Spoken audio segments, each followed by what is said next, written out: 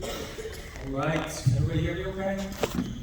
I'm going to talk a little bit first, a couple things. Thank you to Carol, Kevin, and Dan, and all of our staff, the support staff, and everybody for making the start of this year fantastic. And talking to all the buildings, it's just been very, very positive. And for me personally, it's always fun, and we talked about this last month, it's always so uplifting to see our students back, and the genuine energy and happiness they feel to see each other again and be back at school. And one thing that always impresses me, and I've shared this with our staff, is the courage that a lot of our new students have. A lot of our kindergartners, they're this big.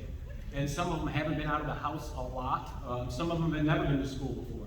And the courage they have that first day or two to walk, leave their parents, or get onto a school bus and come in and trust us, it's amazing. It's amazing. Plus, we've got a lot of new students from other districts that have transferred in and have had the pleasure of last week being at the middle school for part of their peer coach meeting, which is a great leadership program that they have.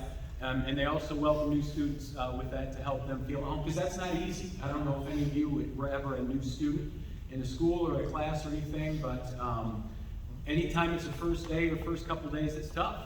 It's tough. And so thank you to all of our staff who've done an amazing job with that, and to our students who've made everybody feel welcome. It's nice. We've actually got a few students here tonight, so it's good to see you here. So what I'm going to cover, and I'm going to try and do this quickly, is just kind of a Reader's Digest version, if that's still a thing.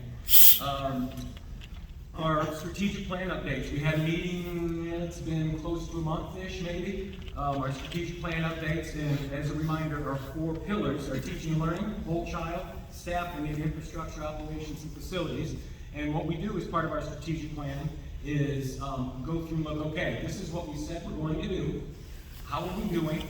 Are we on course? Have we stubbed our toe and not done anything with it? Do we feel like we completed and need to add to it? And just to make sure that we're doing what we said we were going to do. And so I had a meeting, and a couple of our board members were there. That's a meeting I had to step out early from, but everybody did a fantastic job, and all the reports back were great.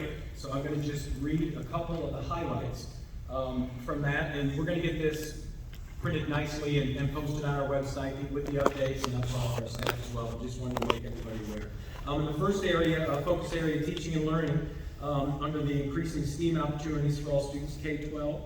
We've done a good job. We've added a K-4 STEAM teacher last year in the fall. Still one of our action items is secure funding for STEAM teacher for the 24-25 school year, which is a little ways away and forward. Completed the lesson planning portion. We have been able to secure some additional funding for continued development of outdoor education and collaboration with the Michigan Watershed. So I think Stephanie's back there somewhere, so thank you to her and Rob and everybody who had a piece in doing that. It's just going to be a fantastic thing, because right now our students, and Mrs. Simon, I know she's here too, so she's had a lot to do with that as well. Our students right now, to have that kind of experience, go out of town. They go over towards Fremont and they get on a bus and go. It's going to be amazing to have that here for us and for our students' opportunities.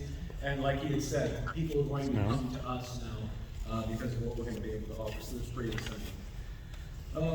We talked about in our strategic plan implementing career and college development education through an aligned curriculum for grades K-12. We've created and continued programming where students are going to the Career Tech Center or hearing guest speakers, like I think Kevin had mentioned with the tech stuff. Local employers are coming in, videos are being made. There's lots of ways that our students are being exposed to lots of different career opportunities, so that's fantastic. We would also like to, one thing that's a note that was made, we'd like to explore having our current high school students who are at the Career Tech Center come down to the elementary school to talk to them even and say, okay, this is what we do here, this is cool. If you're interested in welding, if you're interested in you name it, this is what we can do. And so, an interesting side note, and sometimes I ramble, so I apologize. There's a young lady at the high school right now who is a welder, and she's really good. She's really, really good. So it's interesting to see her journey with that and see what she's been able to do with that and her passion for that. So, and again, probably a personal bias. When I hear welder, I think of a big, strong guy with a mask on. It doesn't occur to me, it should, but it hasn't occurred to me yet that there can be young ladies that can have wonderful careers in welding too, so I'm proud of her for doing that. And she's proud of it, so that's really cool. Let's see. Focus area, whole child. We've trained all staff on Captured Kids' Hearts. The middle school is using a program called True Success. Also using Be Nice K-12, which is a program just to help our students remember. I've actually got a, I don't know what you call it. I call it a man band. On my wrist, that's from the Be Nice program. It's just a reminder, just to be kind to each other. Also using the 821 Human Trafficking Awareness Curriculum. Action item is curriculum development plan for all programming. And so I know we've talked about the 821 a lot through the high school. We've got another meeting this week with the Michigan Department of Education about that. Carol mentioned hiring Mr. E, our K-4 behavior interventionist. The NC Reese is also supplying a C4S counselor for K-4, as well as helping with the behavior special need, with the needs with our behaviors. Let's see, again, I'm trying to keep this quick. Staffing, establishing and promoting opportunities for connectivity and mentorship among all staff to build a strong and sustainable Grant Public Schools team. Completed and continuing. We've added administration mentorship leadership program. Actually sent that out today. We had a couple participants last year in that, and some great things that come of that and some significant changes. So this is for any current employee that wants to move their career forward. Maybe they want to one day be a grade level chair, or a department chair, or an assistant principal, or a principal, or maybe want to be a head coach of a sport and just really enhance their leadership skills. So that's something that we started last year and just sent the note out today to people. We've already got a couple folks interested, so that's great. Looking forward to that, and that's something too that they get credit towards their continuing education is going to the MDE. We can award credits for that. Let's see. Infrastructure, operations, facilities, prioritizing infrastructure and facility upgrades to ensure safe, healthy, and supportive learning environment. We are still looking at some point. I know we've had a couple close misses with some bonds recently, but that's something obviously we're going to have to do. So looking at some future dates for that, so revisiting that. It's a definite need. Our meeting agendas will include time allotted for discussion focused on building and site needs throughout the district. Sean, who's great, he can't be here tonight, meets with our admin team monthly and attends board meetings almost every time we can.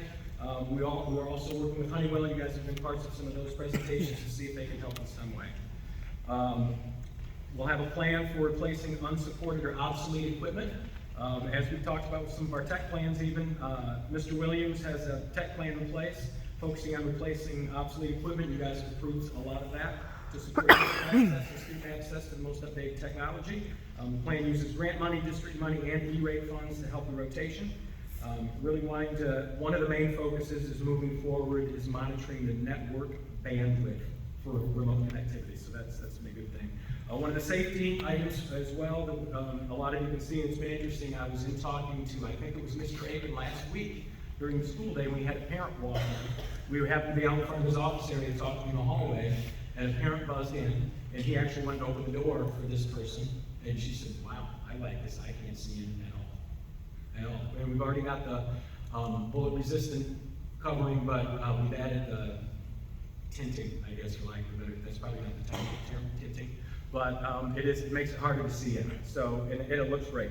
It looks great. So thank you to everybody involved with that. So that's a Reader's Digest version. We'll clean that up and have that on our updated strategic plan on our website here in the next few weeks and continue to move forward. So thank you to everybody who was part of that meeting. Thank you to all of our committee members who've been a part of that because it's a big thing. And we had a lot of community members last year when we were putting this together that attended lots of forums and meetings to help us come up with this. So thank you. Any questions? There's a lot there. That's a lot. And I don't think I misspoke